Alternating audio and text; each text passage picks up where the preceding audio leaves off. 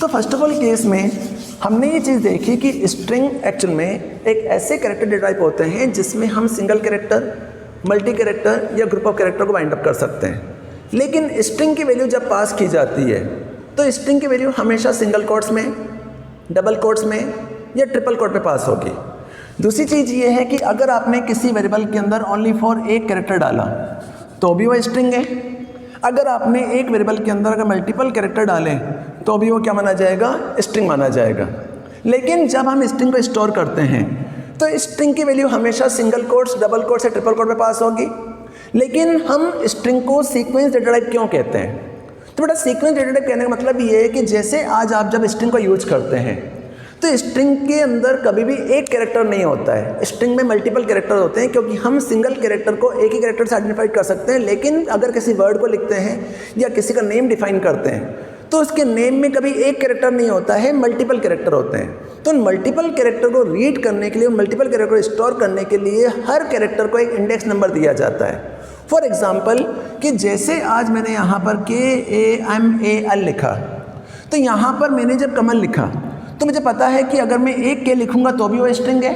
अगर मैंने यहाँ पे कमल लिखा तो ये KAMAL that is a string. लेकिन जब मैं इस स्ट्रिंग को एक्सेप्ट करता हूँ तो यहाँ पर अगर मैं K को अलग लिखता हूँ, A को अलग लिखता हूँ, M को अलग लिखता हूँ, A को अलग लिखता हूँ, L को अलग लिखता हूँ, तो यहाँ पर ये मेरे लिए स्ट्रिंग नहीं मानी जाएगी, क्योंकि यहाँ पर K किसी का नेम नहीं हो सकता। लेकिन अगर मैंने इन सबको मर्ज कर दिया, इन सबको ग्रुप में डिफाइन कर दिया, तो इन सबको ग्रुप में डिफाइन करने के बाद ये पूरी जो लाइन आपके सामने आ रही है, इस लाइन को हम एक्चुअल में क्या कहते हैं, स्ट्रिंग कहते हैं। इसीलिए हम इस स्ट्रिंग को सीक्वेंस डेटा टाइप कहते हैं, कि इस स्ट्रिंग को क्या कहते हैं, सीक्वेंस डेटा टाइप कहते हैं।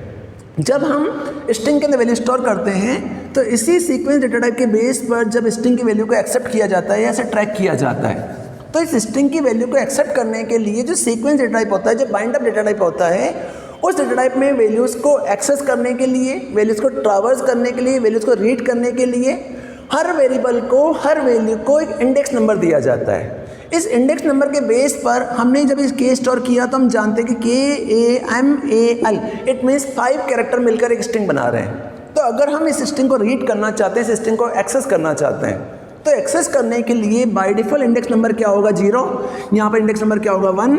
यहाँ इंडेक्स नंबर क्या होगा, 2। यहाँ इंडेक्स नंबर क्या होगा, 3। यहाँ इंडेक्स नंबर क्या होगा, 4 होगा। इट मीन्स कि स्ट्रिंग एक्चुअल में एक इम्यूटेबल सीक्वेंस डेटा टाइप है, जिसमें हम कभी भी सिंगल वैल्यू या सिंगल कैरेक्टर को स्टोर नहीं करते हैं, group of values bind up multiple value को ग्रुप में स्टोर करते हैं। तो मल्टीपल वैल्यूज को स्टोर करने के लिए जब सीक्वेंस डेटा टाइप का यूज़ होता है, तो सीक्वेंस डेटा टाइप में जो वैल्यू स्टोर होती है, उन वैल्यूज़ को एक्सेस करने के लिए हर वैल्यू का एक इंडेक्स नंबर होता है। उस इंडेक्स नंबर के थ्रू ही वैल्यू को ट्रैक किया जाता है या ट्रावर्स किया जाता है। तो जैसे आज हमने कमल लिखा तो हमें पता है कि कमल एक कैरेक्टर है, कमल एक वैल्यू है, एक स्ट्रिंग है। अब इस स्ट्रिंग के अंदर, कमल के अंदर 5 कैरेक्टर हैं।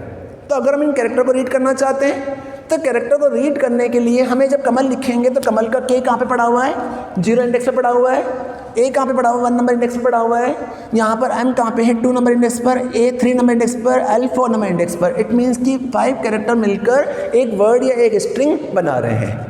तो अगर आप स्ट्रिंग को लेफ्ट टू राइट ऑर्डर में रीड करते हैं तो आप पॉजिटिव स्ट्रिंग डिफाइन करेंगे तो जितनी बड़ी स्ट्रिंग होगी उतना बड़ा डिफाइन किया जाएगा। अगर आप इस स्ट्रिंग को लेफ्ट टू राइट ऑर्डर में डिफाइन करते हैं तो हमेशा अगर हम राइट टू लेफ्ट ऑर्डर में डिफाइन करेंगे तो यहाँ पर इंडेक्स नंबर क्या चलेगा, -1, -2, -3, -4, -5। तो इस तरह से अगर हम किसी स्ट्रिंग को लेफ्ट टू राइट ऑर्डर में रीड करते हैं तो इंडेक्स नंबर हमेशा क्या होगा, 0 से स्टार्ट होगा और लेंथ -1 तक चलेगा। और अगर हम स्ट्रिंग को राइट टू लेफ्ट ऑर्डर में रीड करते हैं या लेफ्ट टू राइट ऑर्डर में चलाते हैं तो वहाँ पर स्ट्रिंग का ऑर्डर जो चलेगा -1 से स्टार्ट होगा और जो भी इसकी लास्ट स्ट्रिंग होगी उसे डिफाइन किया जाएगा। इसका मतलब ये है कि जब स्ट्रिंग को रीड किया जाता है तो रीड करते समय इसमें 2 पैरामीटर्स पास होते हैं। उन 2 पैरामीटर में पहला जो पैरामीटर होता है उसे कहते हैं लोअर बाउंड और दूसरा जो पैरामीटर होता है उससे कहते हैं अपर बाउंड।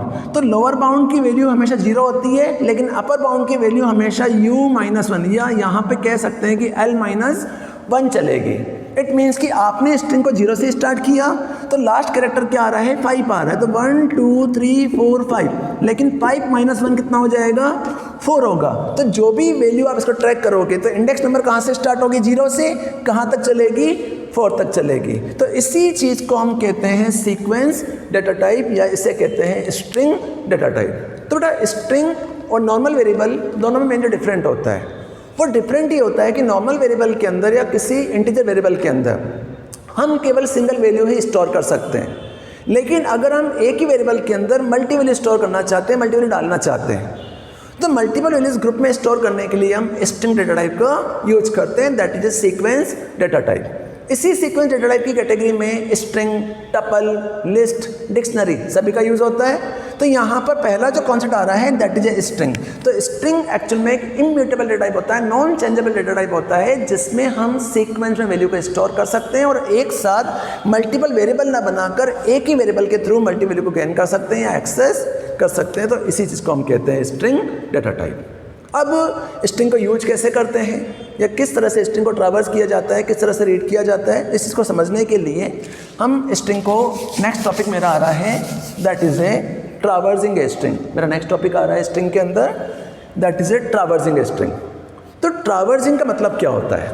तो ट्रावर्सिंग का मतलब ये होता है कि किसी भी सीक्वेंस को रीड करना, किसी भी सीक्वेंस को रीड करना इज कॉल्ड ए ट्रावर्सिंग।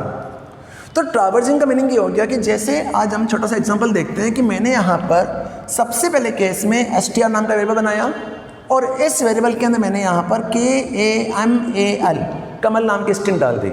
अब हम ये जानते हैं कि यहाँ पर जो कमल नाम की स्ट्रिंग बनाई जा रही है उस कमल नाम की स्ट्रिंग के अंदर 5 ब्लॉक हैं, तो इट मीन 1 2 3 4 5। तो K कहाँ पड़ा हुआ है? यहाँ पर, A यहाँ पर, M यहाँ पर, A यहाँ पर और L यहाँ पर। अब इस वाले केस में K जो है वो 0 इंडेक्स पर है, ये कहाँ पर 1 नंबर इंडेक्स पर है, ये 2 पर है, ये 3 पर है और ये 4 पर है। तो हम ये जानते हैं कि इस पूरी स्ट्रिंग को एक ही वेरिएबल के थ्रू यूज करने के लिए हम स्ट्रिंग डेटा टाइप का यूज कर रहे हैं। अगर हम स्ट्रिंग का यूज नहीं करते, अगर हम नॉर्मल वेरिएबल का यूज करते हैं या कैरेक्टर का यूज करते हैं, तो इस केस में KAMAL इन पांचों वैल्यूज़ को स्टोर करने के लिए हमें 5 वेरिएबल बनाने पड़ेंगे, 5 वेरिएबल स्टोर करने पड़ेंगे।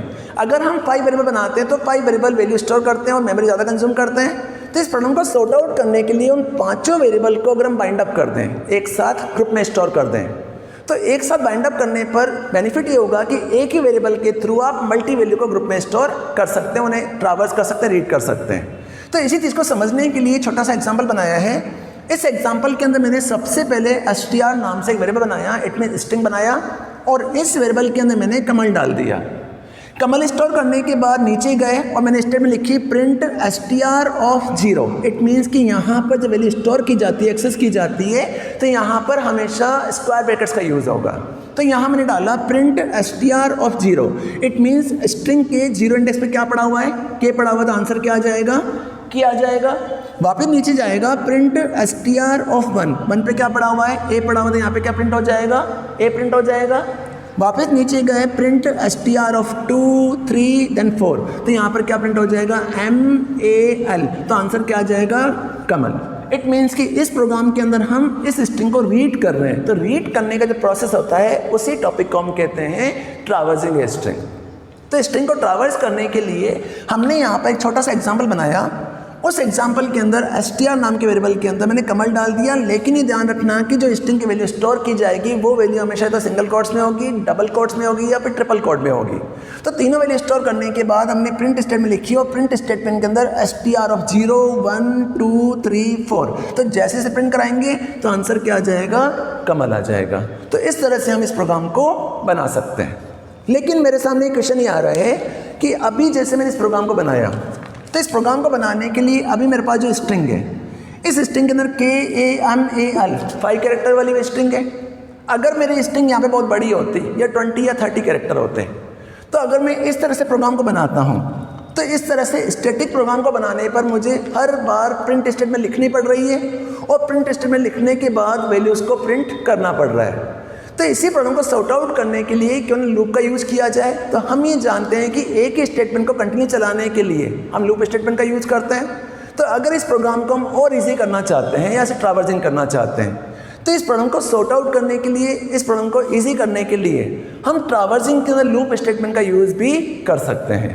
कैसे करते हैं? तो अगर मैं लूप का यूज़ करते हुए इस प्रोग्राम का एक्सेस करना चाहता हूँ, तो लूप का यूज़ करते हुए प्रोग्राम को बनाना चाहता हूँ, तो सेकंड एग्जांपल मेरा आ रहा है लूप के थ्रू। तो इस केस में सबसे पहले मैंने यहाँ पर str equal to inverted comma के अंदर यहाँ पास कर दिया APPLICATTION,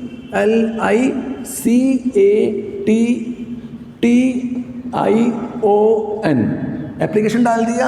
एप्लीकेशन डालने के बाद मैंने यहाँ पर L इक्वल टू यहाँ पे लिखेंगे len of str। Len of str लिखने के बाद लूप चलाया फॉर i इन, यहाँ पे लिखेंगे रेंज ऑफ l। क्या लिखा मैंने? Range of l। Range of l लिखने के बाद यहाँ जाके मैंने प्रिंट स्टेटमेंट का यूज किया और प्रिंट स्टेटमेंट का यहाँ पे लिखा str ऑफ, यहाँ पे क्या लिखा बेटा मैंने? str ऑफ i लिख दिया। यहाँ पे क्या लिखा? str of i। जब इस प्रोग्राम को चलाएंगे तो प्रोग्राम को चलाने के बाद आंसर आपका शो हो जाएगा। अब ये प्रोग्राम कैसे चल रहा है? तो इस प्रोग्राम का मीनिंग क्या है कि यहाँ पर मैंने जब प्रोग्राम को एक्सेस किया तो प्रोग्राम को एक्सेस करते समय यहाँ कुछ चेंजेस करने पड़ेंगे। यहाँ लूप चलाया 0,L-1। लूप कहाँ तक चलाया? 0,L-1 तक लूप चलेगा और लूप चला के हमने इस प्रोग्राम को एक्सेस किया। अब प्रोग्राम कैसे चल रहा है? तो इस प्रोग्राम का मीनिंग ये है कि सबसे पहले केस मैंने str बनाया, str के अंदर मैंने इन्वर्टेड कोमा के अंदर एप्लीकेशन पास कर दिया। एप्लीकेशन पास करने के बाद मैंने L नाम का वेरिएबल बनाया और वेरिएबल बनाने के बाद जो स्ट्रिंग में पास कर रहा हूँ उस स्ट्रिंग की लेंथ निकालनी है। तो हम ये जानते हैं कि यहाँ पर 1 2 3 4 5 6 7 8 9 10 11, इट मीन्स कि 11 कैरेक्टर का एक ब्लॉक आ रहा है। तो 1 2 3 4 5 6 7 8 9 10 देन 11, 9 10 देन 11। तो यहाँ पर क्या पड़ा हुआ है? APPLICATIO, यहाँ पर क्या आ रहा है? n आ रहा है। तो हम ये जानते हैं कि 0 इंडेक्स पे पड़ा हुआ है, ये 1 पे, ये 2 पे, ये 3 पे, ये 4 पे, ये 5 पे, 6 7 8 9 और 10। तो लेंथ कितनी आ रही है? 11 कैरेक्टर, बट वैल्यू कहाँ से चल रही है? 0 से लेकर 10 तक चलेगी। तो यहाँ पर हमने str equal to inverted comma का एप्लीकेशन पास कर दिया। एप्लीकेशन पास करने के बाद हमें इनको सेपरेट प्रिंट करने की बजाय अगर लूप का यूज़ करना है तो लूप का यूज़ करने के लिए मैंने लूप चलाया L equal to len of str। तो यहाँ पर जो लेन आ रहा है that is a len function. ये लेन जो आपके सामने आ रहा है that is a len function है। तो ये फंक्शन क्या करेगा कि इस स्ट्रिंग की लेंथ को निकाल कर L में स्टोर कर देगा। तो आगे हम चैप्टर में पढ़ेंगे कि स्ट्रिंग के कौन कौन से फंक्शंस होते हैं। उन्हीं फंक्शन में सबसे पहला फंक्शन यूज में आता है लेन फंक्शन। तो लेन फंक्शन क्या करता है कि किसी भी स्ट्रिंग की लेंथ निकालने के लिए हम लेन फंक्शन का यूज करते हैं। तो यहाँ मैंने लिखा L equal to len of str। तो स्ट्रिंग की जब लेंथ होगी किसमें चली जाएगी? L में चली जाएगी। L में जाने के बाद फॉर लूप चलाया for i in range of 0,L-1। जो भी लेंथ आ रही है उसके एक स्टेप कम चलना चाहिए क्योंकि लूप कहाँ से स्टार्ट हो रहा है?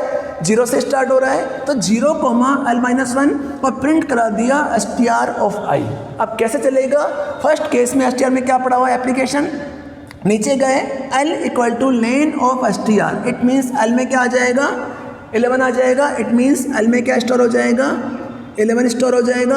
11 स्टोर होने के बाद नीचे गए for i in range of 0,L-1। L में क्या पड़ा हुआ है? 11 -1 कहाँ तक चलेगा? 10 तक। स्टार्ट कहाँ से होगा? 0 कहाँ तक चलेगा? 10 तक। तो फर्स्ट केस में i में क्या पड़ा हुआ है? 0। तो जैसे ही कंडीशन ट्रू मिलेगी अंदर आएगा। अंदर आते ही str of i, it means str के 0 इंडेक्स पे क्या पड़ा हुआ है? str के 0 इंडेक्स पे a पड़ा हुआ है। तो आंसर क्या प्रिंट हो जाएगा? a प्रिंट हो जाएगा। a प्रिंट होने के बाद वापस ऊपर जाएगा, i के लिए क्या हो जाएगी? 1 is less then of 10, condition is true. जैसे ही ट्रू मिलेगा अंदर आएगा। अंदर आते ही हमने प्रिंट करा दिया str ऑफ i में क्या पड़ा हुआ है? 1 पड़ा हुआ है। तो 1 इंडेक्स पे क्या पड़ा हुआ है? p पड़ा हुआ है। तो आंसर क्या आ जाएगा? p आ जाएगा। इस तरह से लूप चलता रहेगा। तो कहाँ तक चलेगा? 10 तक चलेगा। तो हमारा आंसर क्या आ जाएगा? APPLICATION, इट मीन्स आंसर क्या आ जाएगा? एप्लीकेशन। जैसे ही यहाँ से i के लिए क्या हो जाएगा? 11 is less than 10, condition is false. यहाँ से बाहर निकल जाएगा और आंसर हमारे सामने क्या शो हो जाएगा? एप्लीकेशन। तो बेटा इससे बेनिफिट ये प्रोवाइड हो रहा है कि हम किसी भी एक वेरिएबल के अंदर सीक्वेंस ऑफ वैल्यूज़ को ग्रुप में स्टोर कर सकते हैं।